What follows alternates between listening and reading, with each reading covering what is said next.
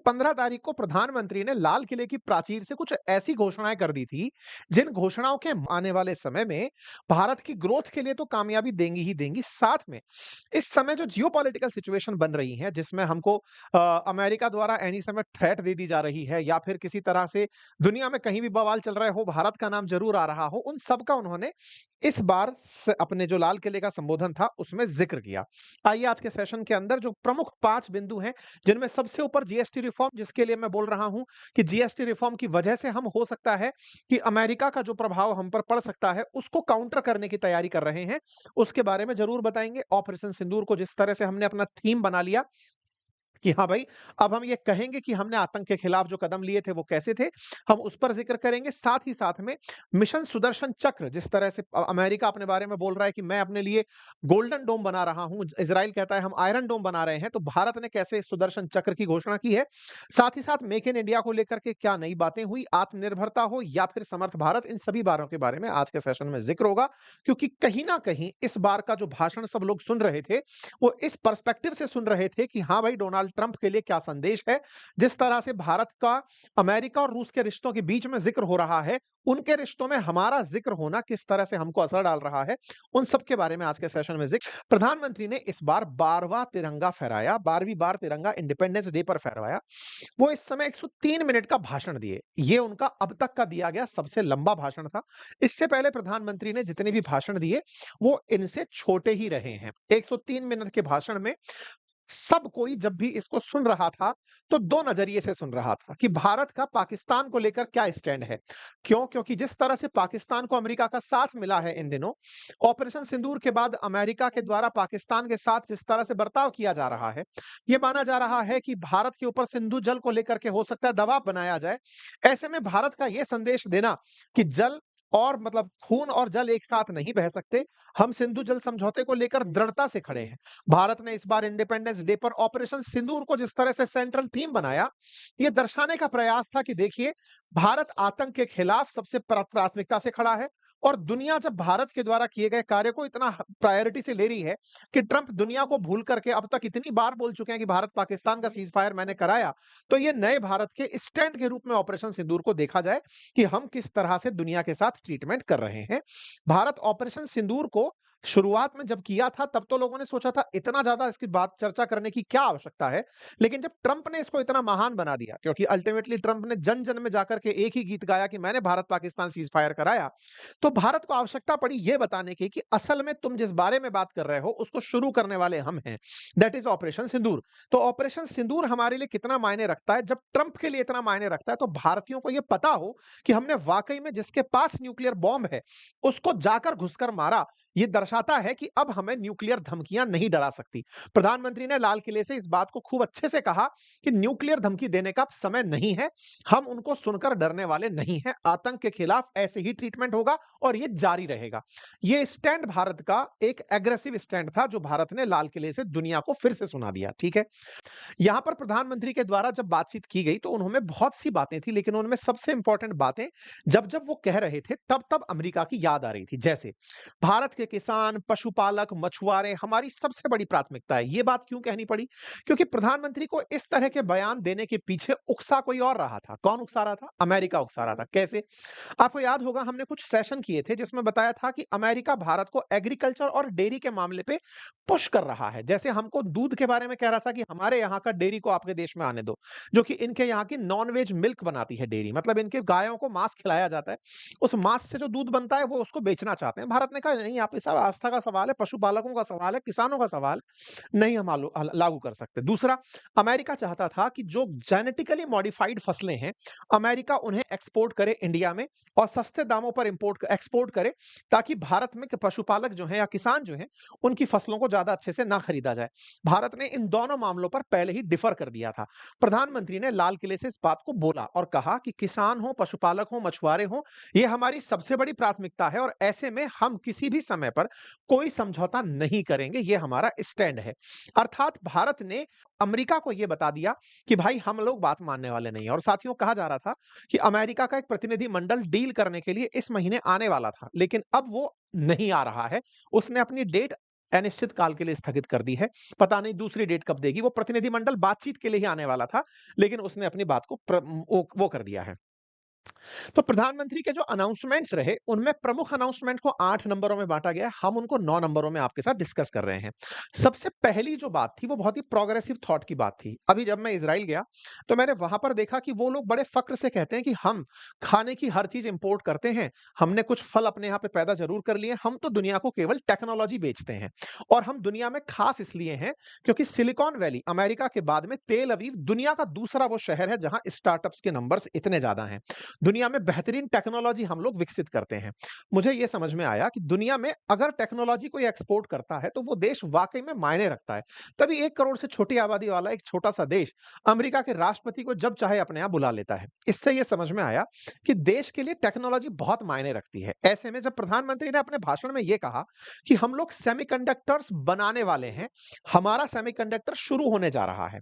Semiconductor chip जो भारत में बनी हुई है, अब वो 2025 में बाजार में आ जाएगी। इससे एक बात पता चली, जब मैं इज़राइल के म्यूज़ियम में था, मैंने वहाँ देखा, मैंने एक वीडियो भी बनाया, मैं आपको दिखाऊँगा कि उन्होंने कैसी-कैसी टेक्नोलॉज़ीज़ बना रखी हैं। जल्दी ही मैं आपके इस चैनल पर उसे शेयर करूँगा, जिसमें वो दिखा रहे हैं कि इंटेल का जो प्रोसेसर चल रहा है, वो हम चलाते हैं। यूएसबी जो चलती हैं, वो हम चलाते हैं। उन्होंने टेक्नोलॉज़ीज़ में बहुत पहले वो महारत हासिल कर ली। हम लोग इतने आज़ादी के साल के बाद तक सेमीकंडक्टर के इम्पोर्ट पर डिपेंडेंट थे। भारत 50-60 साल पहले से ही इस क्षेत्र में पिछड़ा हुआ है। आज इलेक्ट्रॉनिक गैजेट्स हों, कार हों, रक्षा के क्षेत्र हों, हर जगह इलेक्ट्रॉनिक चिप्स यूज़ में आती हैं, सेमीकंडक्टर यूज़ में आते हैं। दुनिया में जो सेमीकंडक्टर का निर्माण है, वो चीन, ताइवान, साउथ कोरिया, अमेरिका जैसे देश बना रहे हैं और दुनिया का 75% जो सेमीकंडक्टर डिवाइसेज़ हैं, वो चीन और ताइवान में बनती हैं। आप जानकर आश्चर्य करेंगे कि ऑयल और कोयले के बाद में 3rd लार्जेस्ट कमोडिटी जो भारत इंपोर्ट करता है, वो सेमीकंडक्टर है। 30 से 40 बिलियन डॉलर का हम लोग इंपोर्ट करते हैं सेमीकंडक्टर्स के मामले में। 2024-25 में 45 से 50 बिलियन डॉलर का और 2030 तक 100 बिलियन डॉलर का हम लोग इंपोर्ट करते हैं। मतलब बाजार भारत के अंदर सेमीकंडक्टर का इतना है। इसके बावजूद भी हम इंपोर्ट ही करते हैं, जिस चीज को हम बना सकते थे, हम नहीं बनाए। भारत ने इसीलिए सेमीकंडक्टर का एक मिशन शुरू किया था, जिसका नाम इंडिया सेमीकंडक्टर मिशन था। प्रधानमंत्री ने कहा कि हमारे उस मिशन के चलते 2025 में हमारी अपनी बनी हुई सेमीकंडक्टर चिप बाजार के अंदर आ जाएंगी और बाजार में आने के बाद में हम उस बाजार को खुद से एक्सपोर्ट में यूज करने लगेंगे। ये भारत ने अपने आप में ये तमाम प्रकार की जो कंपनियां लगी हुई हैं, जिस तरह से आप देख सकते हैं, धोलेरा में, तलोजा में, जागीरों में, सानंद में, भिवाड़ी में, इन सभी जगह पर बताया कि हम लोग किस तरह से सेमीकंडक्टर चिप्स का निर्माण कर रहे हैं। 2023, 24, 25 इन सब में सेमीकंडक्टर्स की हमारे यहाँ पर इंस्टॉलमेंट्स आई, मतलब इंस्टॉलेशंस आए और जिनसे हम लोग अब सेमीकंडक्टर्स बनाएंगे। भारत सरकार ने बकायदा उड़ीसा, पंजाब, आंध्र प्रदेश इन सभी जगह पर सेमीकंडक्टर मैन्युफैक्चरिंग यूनिट लगाने के लिए अप्रूवल दे दिया था 2025 के अंदर ही। और इससे पहले ही हम लोग लगातार इस विषय में काम कर रहे हैं कि हम अपना सेमीकंडक्टर बनाएं, क्योंकि आज हमारे सेमीकंडक्टर्स में 56% चाइना और हांगकांग से हमारे पास आता है। इसलिए आवश्यकता है कि आने वाले समय में हमें, अगर गलती से चाइना या फिर अमेरिका ये कहे कि हम तुम्हारे पास सेमीकंडक्टर ही नहीं भेजेंगे, तो हमारा इलेक्ट्रॉनिक सेक्टर का जो सिस्टम है, मोबाइल सिस्टम है, टेलीविजन है, कार निर्माण है, ये प्रभावित ना हो, हम अपने लेवल पर उसे बना पाएं और हमारे इंपोर्ट के बिल कम हो। इसलिए हमने इस बात के ऊपर जोर दिया है और भारत इस काम को तेजी से करने में आगे बढ़ गया है। प्रधानमंत्री ने यह बताते हुए कहा कि जिस चीज को हम बहुत पहले कर सकते थे, हम उसमें थोड़ा डिले हो गए, लेकिन हां, अब हम लोग इस चीज को आगे बढ़ा रहे हैं। दूसरी बात प्रधानमंत्री ने कहा, ऊर्जा के क्षेत्र में हम 2047 तक परमाणु ऊर्जा को 10 गुना बढ़ा कर देंगे। उन्होंने कहा कि 11 साल में सौर ऊर्जा में 30 गुना वृद्धि, हाइड्रो पावर, हाइड्रोजन ऊर्जा और बांध निर्माण में भी निवेश पर जोर दिया जा रहा है। इंडिया की न्यूक्लियर एनर्जी को बढ़ाने के लिए 10 गुना 2047 तक उसे बढ़ा दिया जाएगा। ये आप और हम अच्छे से जानते हैं कि आने वाले समय में दुनिया कार्बन एमिशन को कम करने पर फोकस करेगी। इसकी जगह रिन्यूएबल एनर्जी, यानी कि या तो रिन्यूएबल एनर्जी कहिए या क्लीन एनर्जी कहिए, जिससे कि पॉल्यूशन ना फैले, ऐसी ऊर्जा का उत्पादन भारत का फोकस रहेगा। तो प्रधानमंत्री ने कहा, उसी को बढ़ावा देने के लिए भारत में अभी ऑलरेडी 24 न्यूक्लियर पावर प्लांट चल रहे हैं, जिनसे हम 8780 मेगावाट बिजली बनाते हैं। लेकिन हम लोग आने वाले समय में 13600 मेगावाट इसके अंदर और ज्यादा एनर्जी ऐड करने जा रहे हैं। 2031-32 तक हमारे पास 22 22,380 मेगावाट बिजली न्यूक्लियर पावर से पैदा हो सकेगी। जहां तक बात हो ग्रीन लाइट्स की या ग्रीन एनर्जी की, तो हम 13.7 गीगावाट न्यूक्लियर बूस्ट 2032 तक अपने काम में कर लेंगे। ये तमाम वो जगह हैं जहां पर भारत के अंदर ऑलरेडी न्यूक्लियर रिएक्टर्स चल रहे हैं, और न्यूक्लियर एनर्जी को फोकस करना अगेन दिखाता है कि भारत अपने स्तर पर न्यूक्लियर एनर्जी, क्योंकि आपको याद होगा तो ईरान को इसीलिए मारपीट दिया गया कि भाई तुम रिएक्टर में भी क्यों अपने यहां पर एनरिच्ड यूरेनियम यूज कर रहे हो, तुम्हारे पास होना ही नहीं चाहिए। भारत उसकी शक्ति को 10 गुना बढ़ाने पर निकल रहा है। क्लीन एनर्जी है, पॉल्यूशन रहित एनर्जी है, और हमें आने वाले समय में ऊर्जा की जरूरत है। पेट्रोलियम ऊर्जा को हम बाईपास करते हुए क्लीन एनर्जी पर बढ़ रहे हैं, और हमने सोलर एनर्जी में तो जो जो टारगेट 10 साल में पूरा होना था वो 5 साल में पूरा कर लिया है, प्रधानमंत्री ने यह बताया। अर्थात एनर्जी जैसे ही हमें पता चला कि हम प्रोड्यूस कर सकते हैं, हम उसमें तेजी से दौड़ रहे हैं। यह दूसरी घोषणा थी जो उनके द्वारा की गई।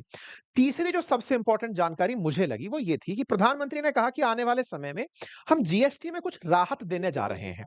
असल में दिवाली का जब इन्होंने नाम लिया तो कुछ चीजें जुड़ती चली गई। जैसे अभी अमेरिका ने भारत पर 25% टैरिफ लगाया। 25% टैरिफ इसलिए लगाया कि हम रूस से तेल खरीदते हैं। हमारे ऊपर टैरिफ लगेगा तो निश्चित ही भारत का एक्सपोर्ट बाधित होगा। एक्सपोर्ट बाधित होगा तो कुछ चीजें हमारे देश में आने वाली मुद्रा कम हो जाएगी, और तो और हमारे देश के अंदर महंगाई भी बढ़ सकती है। महंगाई क्यों बढ़ सकती है? क्योंकि कहीं ना कहीं हमारे पास अगर बाहर से धन नहीं आएगा तो वो कंपनी अंदर से सोखेंगी। तमाम प्रकार की असुविधाएं उत्पन्न हो सकती हैं। इसी को ध्यान में रखते हुए अर्थव्यवस्था को कैसे बूस्ट किया जाए, जीएसटी रिफॉर्म की प्रधानमंत्री ने जिक्र कर दिया। कहा कि 8 साल से हम जीएसटी चला रहे हैं, एक देश एक कर, जिसमें कई स्लैब चल रहे हैं, 5%, 12%, 18%, 28%। हम उन स्लैब्स को कम करने पर विचार कर रहे हैं। मतलब उन्होंने इनडायरेक्ट हिंट दिया कि हम जीएसटी में बड़ा काम करने जा रहे हैं।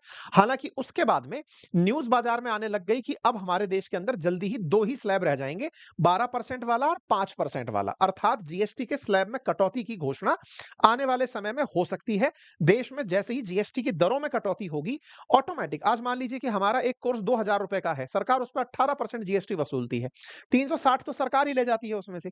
अगर सरकार उसको 5% में ले आती है या 12% में ले आती है तो उसमें दरों में कीमत में कटौती होगी। इससे वो सस्ते में उपलब्ध होगा, और जब सस्ते में उपलब्ध होगा तो लोगों का और दायरा बढ़ेगा, सस्ते सामान को और ज्यादा खरीदा जा सकेगा। अगर ऐसा होता है तो भारत में लोग जो है ना वो और ज्यादा इस चीज में इन्वॉल्व होंगे, और जब इन्वॉल्व होंगे तो परिणाम क्या निकलेगा ना कि उससे ओवरऑल ग्रोथ इंक्रीज होने लगेगी।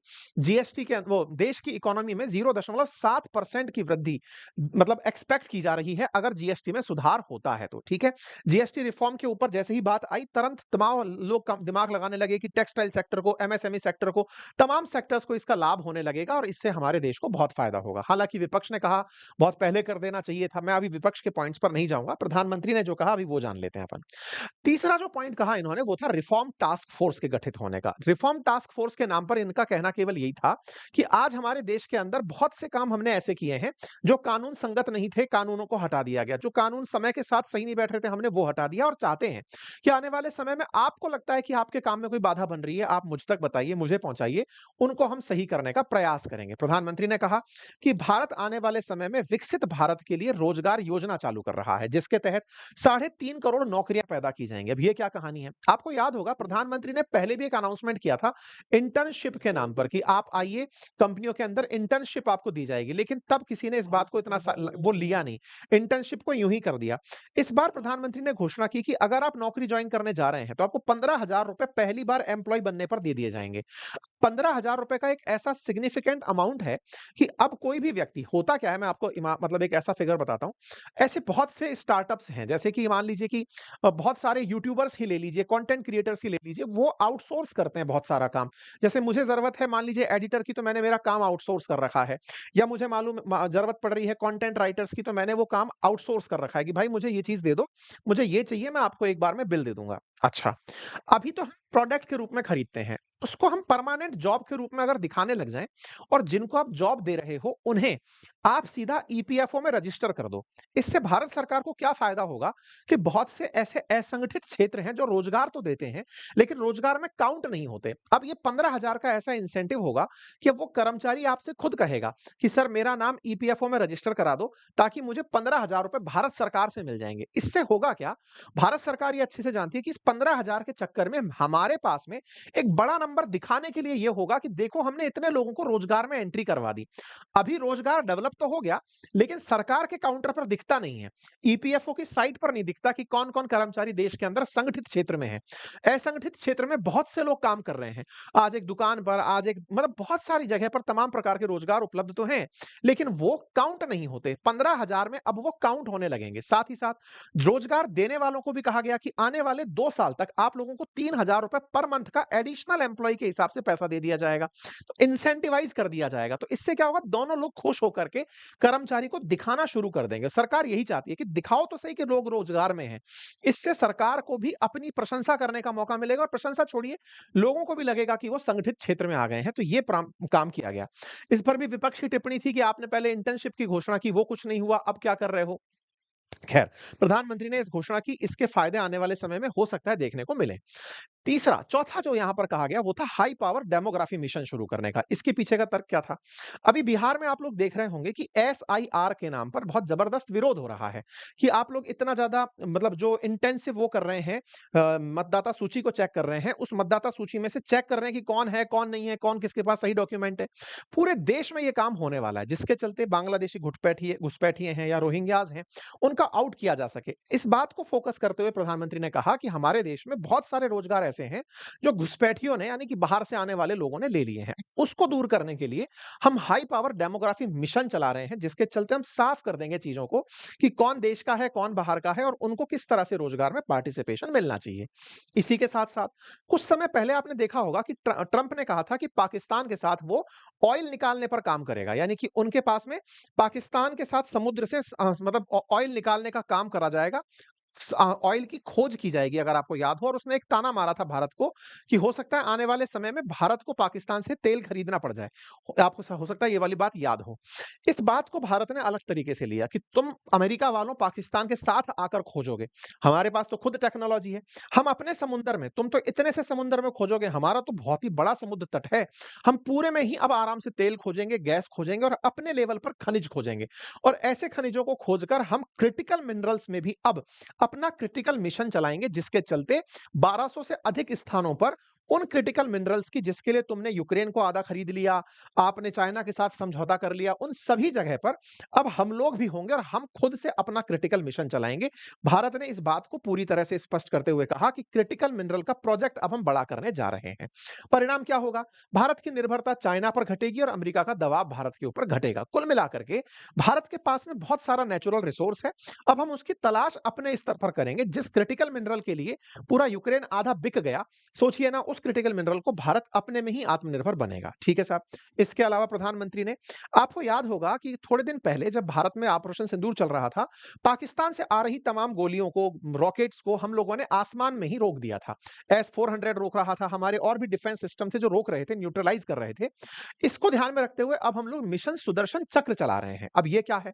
आपको याद होगा अमेरिका ने कुछ समय पहले एक अनाउंसमेंट किया था और वो ये था कि हम लोग मिशन गोल्डन डोम बना रहे हैं, जिसके तहत होगा क्या कि अमेरिका पर कोई भी मिसाइल आकर के टिके तो अमेरिका का नुकसान ना हो।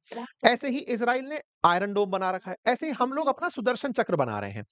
हमारे देश के प्रमुख स्थान और जितने भी सार्वजनिक स्थल हैं, जिनकी सुरक्षा अनिवार्य है, उनको पूरी तरह अब हम आने वाले समय में सुरक्षित कर देंगे। इसी को ही हम बिल्कुल आयरन डोम की तर्ज पर सुदर्शन चक्र नाम दे रहे हैं और ये सुदर्शन चक्र एयर, लैंड और सी पर हमारी सुरक्षा तैनात करेगा और 2035 तक भारत के प्रमुख क्षेत्र जो हैं वो कवर हो जाएँगे, जिसमें प्रोजेक्ट कुशा जो है वो भी मतलब शामिल किया जाएगा। प्रोजेक्ट कुशा के तहत स्वदेशी रूप से हम ऐसी मिसाइल बनाएँगे, जो मिसाइल को ही हिट करने के काम आए, जिसमें डीआरडीओ और बेल मिलकर के काम करेंगे। ये एक तरह से हमने अपनी सुरक्षा को लेकर के दुनिया को बता दिया कि हम किस दिशा में आगे बढ़ रहे हैं। प्रधानमंत्री ने अपने भाषण में एक बात और स्पष्ट करी, जहां हमें इन दिनों, आपको याद होगा, कावेरी इंजन कुछ दिनों पहले ट्रेंड किया था और हमारे देश में मांग उठी थी कि भारत अपना फाइटर जेट का इंजन क्यों नहीं बना लेता।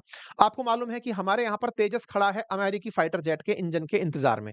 जीई वाले इंजन पहुंचाने में देरी कर रहे हैं, हमारा तेजस तैयार होकर नहीं आ रहा है।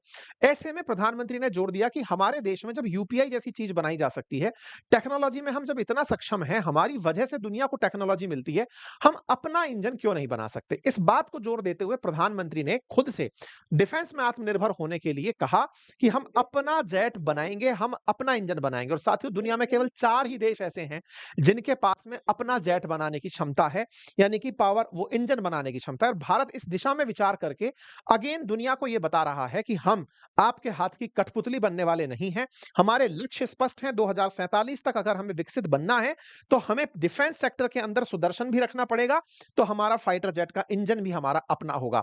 सेमीकंडक्टर जिससे तकनीकी चलती है, डिफेंस चलता है, वो भी हमारा अपना होगा। हमारी ऊर्जा हमारी होगी और वास्तव में अगर एक विकसित भारत का आप लक्ष्य देखना चाहते हैं, तो साथियों ऊर्जा क्षेत्र हो या सुरक्षा हो, अंतरिक्ष हो या विज्ञान हो, हमें हर क्षेत्र में आत्मनिर्भर होना पड़ेगा। इस बात को प्रधानमंत्री ने लाल किले की प्राचीर से जब कहा, सबको दिमाग में चेहरा इसी व्यक्ति का आ रहा था। सेमीकंडक्टर के नाम पर इन्हीं का कि बेटा तुम उड़ते ही इसलिए हो क्योंकि तुम्हारे एनवीडिया, इंटेल जैसी कंपनियां काम करती हैं। चाहे फिर डिफेंस की बात हो, तुम्हारे पास में पावर फाइटर जेट्स हैं, तुम्हारे पास में डिफेंस सिस्टम है, हम अपना बनाएंगे और हमने आत्मनिर्भरता को इसी तरह से उनके सामने रखा। ठीक है साहब? कुल मिलाकर के हमने दुनिया की निर्भरता को कम करने की बात करते हुए कहा कि हम स्वदेशी ना केवल अपनाएंगे, बल्कि स्वदेशी का बोर्ड भी गर्व से लगाएंगे। दुकानों से कहा कि आप स्वदेशी को इस तरह अपनाइए और उसका प्रचार करिए कि हम स्वदेशी अपनाते हैं। ये स्वाभाविक सी बात है कि आज भारत का बाजार दुनिया के हर देश को चाहिए। अगर हम अपने बाजार को ही अपनी तरह से यूज करने लग गए तो निश्चित ही हम लोग भारतीय होने के साथ-साथ भारत को आत्मनिर्भर बनाने में बहुत तेजी से आगे ले जाएंगे। इसका एक मायना स्पष्ट था और वो ये कि हम टैरिफ के मामले में अमेरिका से नेगोशिएशन करने वाले नहीं हैं। अगर रूस किसी भी तरह से अमेरिका के झांसे में आता भी है, तो अमेरिका के जो भी प्रभाव होंगे, हम अपने टैरिफों की वजह से अपने प्रोडक्ट्स के अंदर आम जनता को उसका असर ना पड़े, जीएसटी भले ही घटा देंगे, ताकि जनता को कीमतें बढ़ी हुई ना मिलें और हम उसको आसानी से हैंडल करके निकल जाएँ। प्रधानमंत्री के इन भाषण का ये बड़ा सार निकलता है। आपको जानकारी पसंद आई हो तो आप अपने साथियों से इसे अवश्य साझा करिएगा। बाकी आप क्या विचारते हैं ज़रूर कमेंट बॉक्स में बताइएगा। फिलहाल के लिए इतना ही, बहुत-बहुत धन्यवाद।